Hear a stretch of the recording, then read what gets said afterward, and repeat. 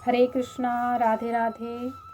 आज हम देवशयनी एकादशी व्रत कथा श्रवण करेंगे। आषाढ़ मास के शुक्ल पक्ष की इस पद्मा एकादशी को अधिकांश व्यक्ति देवशयनी अथवा देवशौनी एकादशी कहते हैं। इस दिन से भगवान विष्णु 4 मास के लिए क्षीर सागर में शयन करते हैं। इसी कारण इस एकादशी को हरिशयनी एकादशी कहते हैं। पुराणों में यह भी कहा गया है कि इस दिन से विष्णु भगवान 4 मास तक बलि के द्वार पर पाताल में रहते हैं और कार्तिक मास के शुक्ल पक्ष की एकादशी को अपने लोक में लौटते हैं। इन 4 महीनों में भगवान विष्णु के क्षीर सागर में शयन अथवा पाताल में निवास करने के कारण ही विवाह आदि कोई शुभ कार्य नहीं होते हैं। यद्यपि लगभग सभी एकादशियों में भगवान विष्णु की पूजा आराधना की जाती है, परंतु आज की रात्रि से तो भगवान का शयन प्रारंभ होगा, अतः उनकी विशेष विधि विधान से पूजा की जाती है।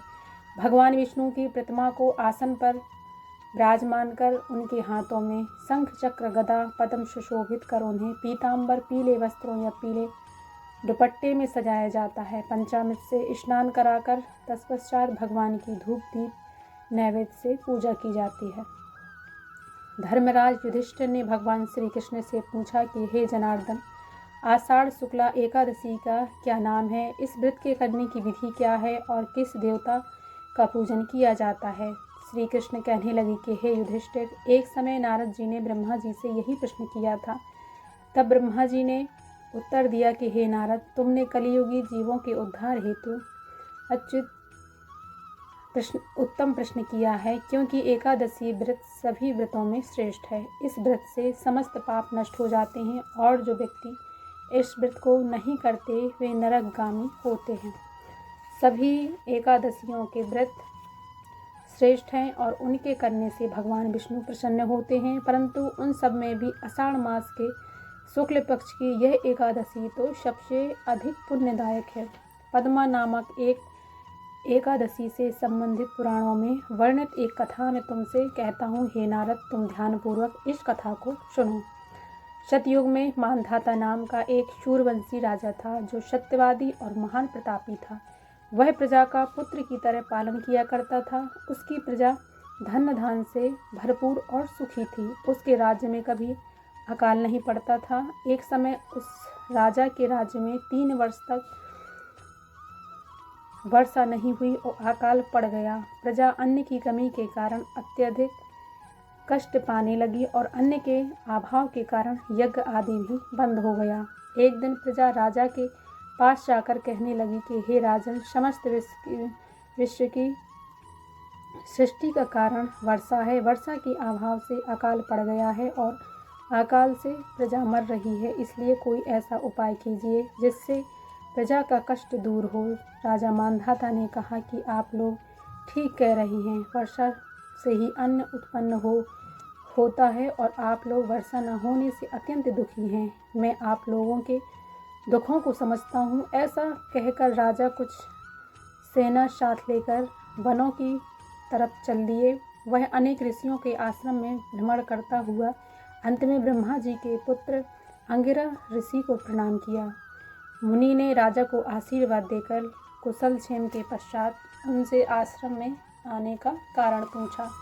राजा ने हाथ जोड़कर विनीत भाव से कहा, भगवान, सब प्रकार से धर्म का पालन करने पर भी मेरे राज्य में अकाल पड़ गया है। इससे प्रजा अत्यंत दुखी है। राजा के पापों से ही प्रजा को कष्ट मिलता है, ऐसा शास्त्रों में लिखा है। जब मैं धर्मानुसार राज्य करता हूँ तो मेरे राज्य में अकाल कैसे पड़ सकता है। मैं आपसे इसी संदेह का निवारण करने के लिए मैं आया हूँ। कृपया करके मेरे संदेह का निवारण कीजिए और साथ ही प्रजा के कष्ट को दूर करने का कोई उपाय भी बतलाइए। राजा की ये बातें सुनकर महर्षि अंगिरा ने कहा कि हे राजन, यह सतयुग सब युगों में उत्तम है। इसमें धर्म के चारों चरण उपस्थित हैं, अर्थात इस युग में धर्म की सबसे अधिक उन्नति है। लोग ब्रह्मा की उपासना करते हैं और ब्राह्मणों को ही केवल वेद पढ़ने तथा तप करने का अधिकार है, परंतु आपके राज्य में एक शूद्र तपस्या कर रहा है। इसी दोष के कारण आपके राज्य में वर्षा नहीं हो रही है। इसलिए यदि आप प्रजा का भला चाहते हैं तो उस शूद्र का वध कर दो। राजा ने कहा, महाराज, मैं उस निरपराध तपस्या करने वाले शूद्र को किस तरह मार सकता हूँ? आप इस दोष से छूटने का कोई अन्य उपाय बतलाइए। तब ऋषि कहने लगे कि राजन, यदि तुम अन्य उपाय जानना चाहते हो तो सुनो। आषाढ़ मास के शुक्ल पक्ष की पद्मा नाम की एकादशी का विधि पूर्वक व्रत करो। इस व्रत के प्रभाव से तुम्हारे राज्य में वर्षा होगी और प्रजा सुख पावेगी। इस एकादशी का व्रत इन सिद्धियों को देने वाला तथा उपद्रवों को शांत करने वाला है। अतएव प्रजा सेवकों तथा मंत्रियों सहित तुम इस व्रत को करो। मुनि के वचन सुनकर राजा अपने नगर वापस आ गया और विधि विधान पद्मा एकादशी का व्रत किया। उस व्रत के प्रभाव से वर्षा हुई और प्रजा को सुख पहुंचा। इस हरिशयनी एकादशी का व्रत सभी मनुष्यों को करना चाहिए, क्योंकि यह व्रत इस लोक में भोग और परलोक में मुक्ति का देने वाला है। इसकी कथा के पढ़ने व सुनने मात्र से ही भगवान मनुष्य के समस्त पाप नष्ट हो जाते हैं।